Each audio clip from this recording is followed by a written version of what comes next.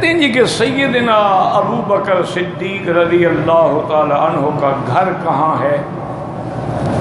آپ کا گھر مبارک جو ہے یہ شار ابراہیم الخلیل، آپ جب جاتے ہیں اسی راستے میں سیدنا صدیق کا گھر تھا۔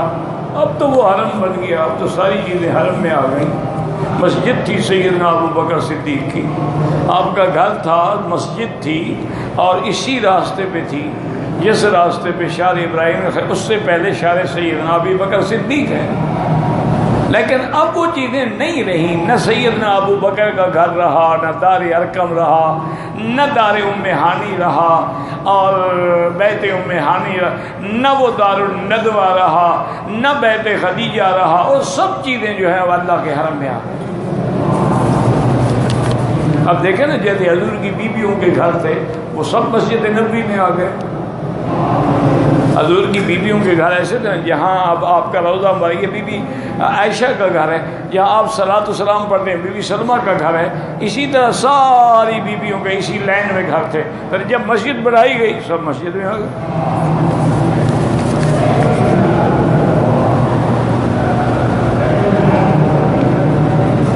ایک آدمی نے جدے میں احرام باندھا لیکن پھر نکال لیا، اس کو آنے میں مشکلات تھی تو مسجد عائشہ سے پھر باندھ دیا، ٹھیک ہے، اس پہ کوئی دم نہیں۔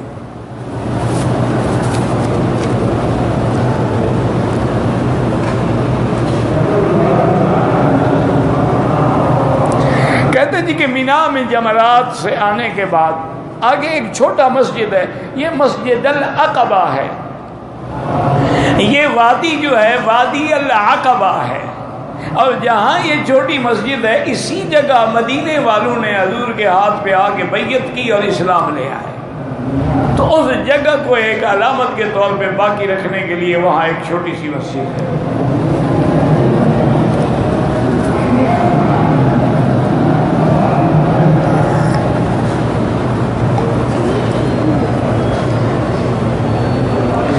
بیت اللہ کی موجودہ تعمیر جو کھڑی ہے نا جی، اس میں کچھ حصہ تو عبداللہ ابن الزبیر کا ہے اور کچھ حصہ بعد میں حجاج نے تعمیر کرایا تھا، کیونکہ عبداللہ ابن زبیر نے حتیم کو کعبے کے اندر داخل کر دیا تھا، جو حضور کی تمنا تھی، اور دروازے بھی دو رکھے تھے، ایک جانے کے لیے ایک آنے کے لیے، اور دروازے بھی زمین پر رکھے تھے، اونچے نہیں رکھے تھے تاکہ ہر آدمی داخل ہو سکے۔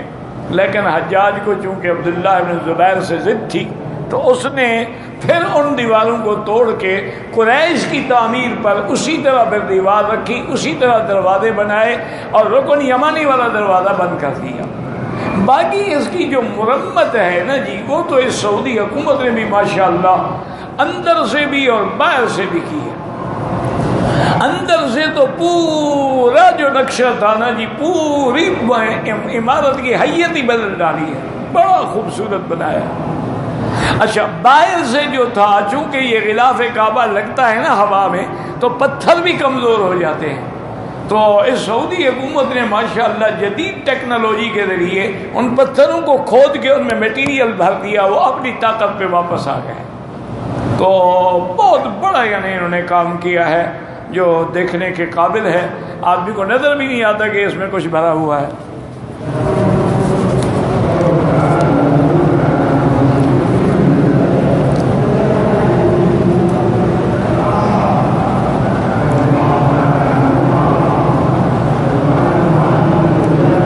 ایک آدمی نے بیوی بچوں کو گھر سے نکال دیا، بچوں کو تو کبھی خرچ دیتا ہے لیکن بیوی کو نہیں دیتا، طلاق بھی نہیں دیتا، تو اس عورت کو زکوٰۃ اس کے بھائی دے سکتے ہیں؟ بالکل دے سکتے، بھائی بہن کو زکوٰۃ دی جا سکتی ہے، لیکن ایک بات یاد رکھیں کہ وہ طلاق نہیں دیتا، عورت کو تو خلو لینے کا حق ہے نا، وہ خلو کا دعویٰ کر کے جان چھڑائے اپنی۔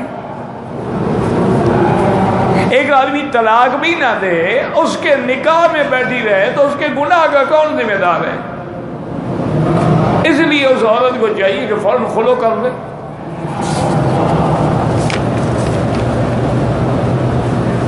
اگر آب زمزم کا پانی جو ہے اس کو کھانے پکانے میں استعمال کریں کوئی منع نہیں۔ حضرت اسماعیل علیہ السلام کے زمانے میں یا ابتدائے قریش کے زمانے میں تمام کھانا پینا غسل ہر چیز صرف زمزم سے ہوتی تھی اور تو پانی نہیں تھا مکے میں. لیکن اب علماء یہ کہتے ہیں کہ جب دوسرا پانی موجود ہے تو ادب کا تقاضا یہ ہے کہ اس کو صرف پینے میں استعمال کریں، سر پہ ڈالیں، بدن پہ ڈالیں، لیکن کھانے پکانے میں بلا وجہ ضائع نہ کریں، ورنہ تو منع نہیں ہے، پانی ہے.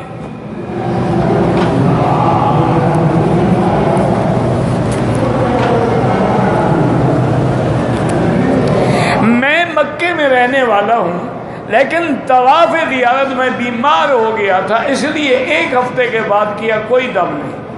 اگر بیماری صحیح معنی میں آپ بیمار تھے تو کوئی دم نہیں.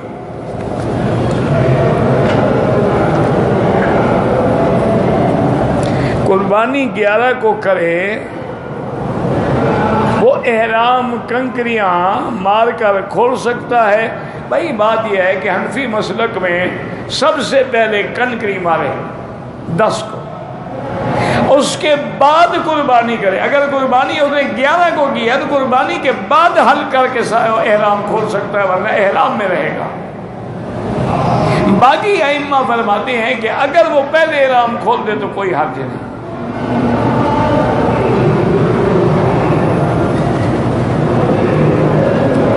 اور زمزم کو کہاں سے پتہ نہیں کروایا جائے، کارگو سروس والوں سے پوچھیں اور کہاں سے کروایا جائے. کارگو سروس کے یہاں دفاتر موجود ہیں، ان سے جا کے معلوم کرو. اب یہ میرے ذمے تو نہیں ہے. کیا کہتا ہے جی، کسی دعا میں واسطہ نہیں، سیدھی اللہ سے ربنا آتنا فی الدنیا، ربنا ظلمنا انفسنا، سارا قرآن بھرا ہوا ہے.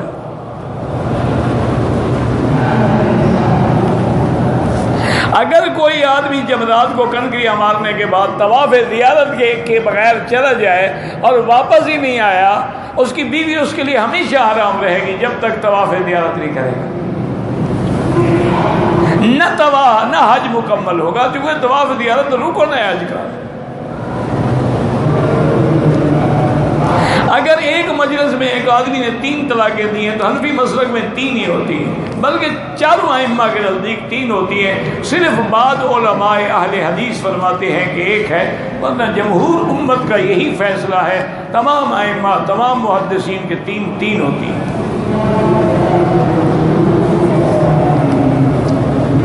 ویسے بھی دیکھیں نا جی کہ یہ حلال و حرام کا مسئلہ ہے.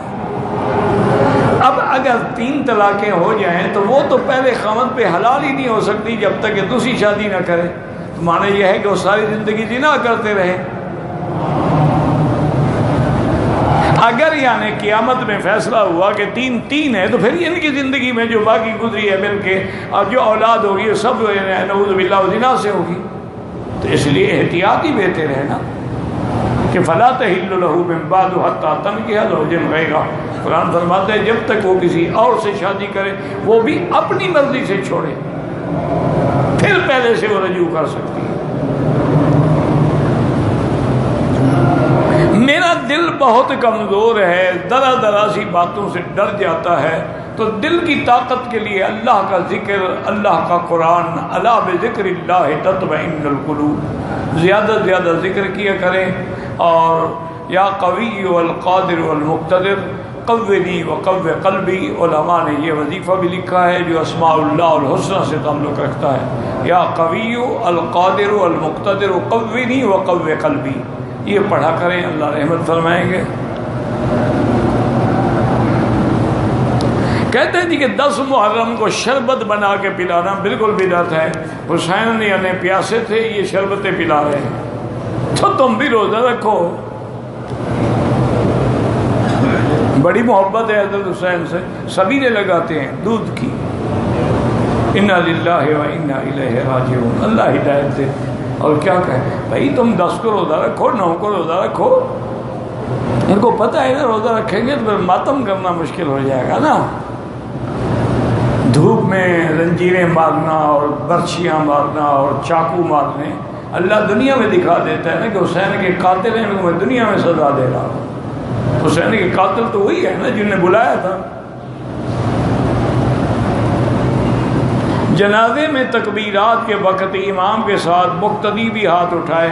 حنفی مسلک میں ہاتھ اٹھانے کی ضرورت نہیں ہے، حنابلہ کے نزدیک ہر تکبیر پہ ہاتھ اٹھائے۔ یہ مستحب مسئلے ہیں، اس میں جھگڑا نہ کیا کرو۔ مردے کے لیے فاتحہ پڑھ سکتے ہیں، ہاں جی پڑھ سکتے ہیں، پر تم زندوں کے لیے تو پڑھو، نماز تو پڑھو، مردے کو تو بعد میں بخشوانا۔ استخارے کی 2 رکعت جیسے آپ نماز پڑھتے ہو، بس نیت ہو استخارے کی، 2 رکعت پڑھ کے پھر درود شریف پڑھو، اس کے بعد دعا استخارہ پڑھو 3 دفعہ، اور پھر اللہ پہ چھوڑ دو۔ ضروری نہیں کہ خواب نظر آئے، اب دل کیا کہتا ہے استخارے کے بعد، حالات کیا بن رہے ہیں۔ اچھا ایک دن نہیں پتہ لگا، دوسری رات کرو، پھر پتہ نہیں لگا، 7 راتوں تک کرتے رہو۔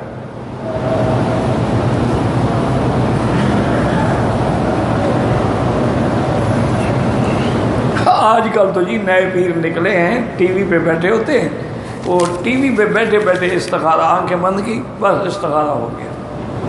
یہ پتہ نہیں کہاں سے نکلے ہیں، اللہ ہدایت دے۔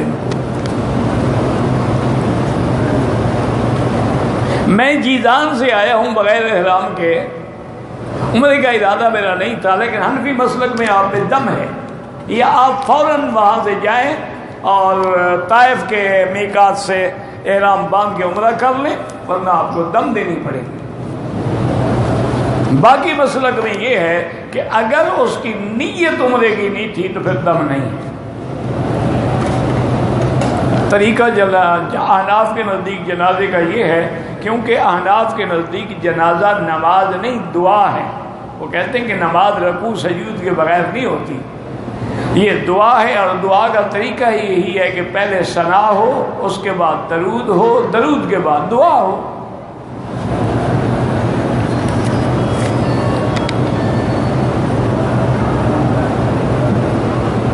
حج کے دنوں میں نے 3 دن کنکریاں صبح 6-7 بجے کے درمیان ماری، ایک دم پڑ گئی، وہ دم ادا کرو، کیونکہ 11 اور 12 کو ٹائم زوال کے بعد شروع ہوتا ہے، صبح شروع نہیں ہوتا۔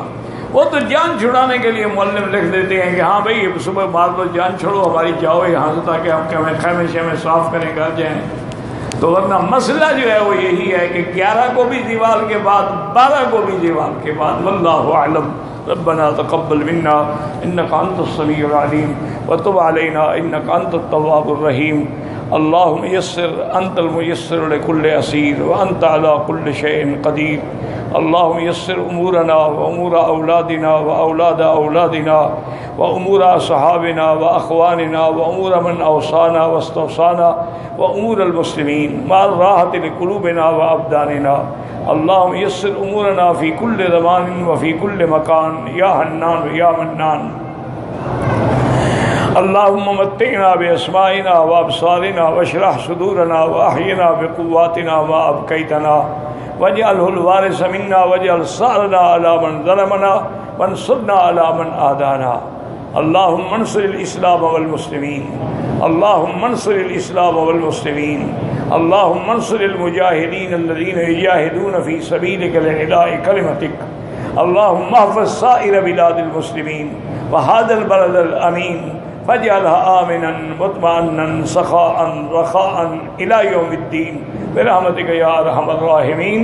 وصلى الله تعالى على خير خلقه سيدنا محمد وعلى آله وأصحابه أجمعين۔